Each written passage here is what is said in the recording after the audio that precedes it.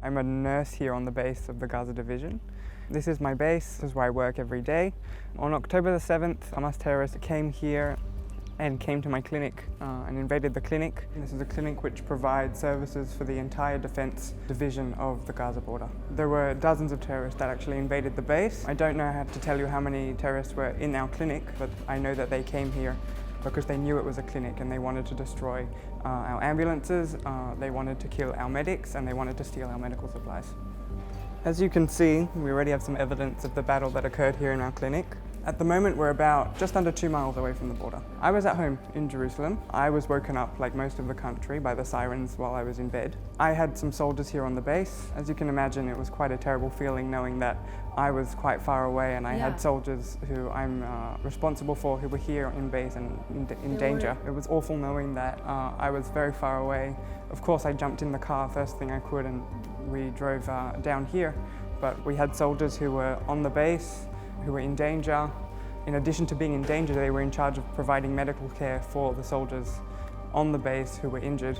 It was terrible knowing that I was far away, not being able to help them very much. So on this clinic, we provide multiple different types of medical services. Number one, we have a dental clinic which provides 24-hour dental care for all the soldiers in the area, including soldiers who are currently in Gaza before they go in, or sometimes they come out to get emergency dental care.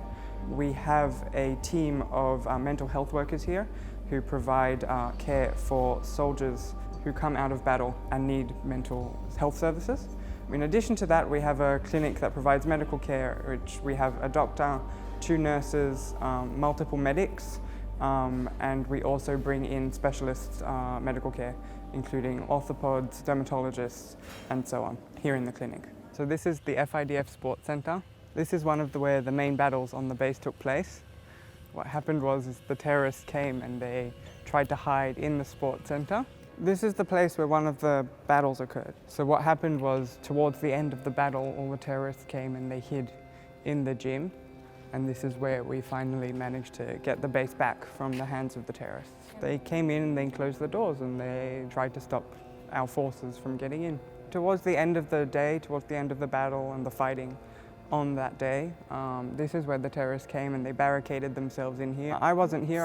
By that point, I was in a different base. My soldiers were here and on the base. And by that point, they were also providing medical care for our injured soldiers. They were very scared. They were talking with me and some of their other commanders during the fighting, like via WhatsApp. We were speaking to them, making sure they were okay, and then once they were able to get out of where they were hiding, they started providing medical care as they're trained to do. Because they're the medics on the base, they're in charge of providing medical care for the injured soldiers. So they came and they were taken to a point which they were then able to provide care for any injured soldiers that were brought to them. So it took most of the day and it was quite difficult, but in the end we managed to defeat everybody that was here. Being here in the gym is a bit of a reminder of that day where, although we were providing care in other areas of the division, my soldiers and my friends and my patients were all here on the base, and we were far away and we couldn't really do anything about it, and it was quite awful.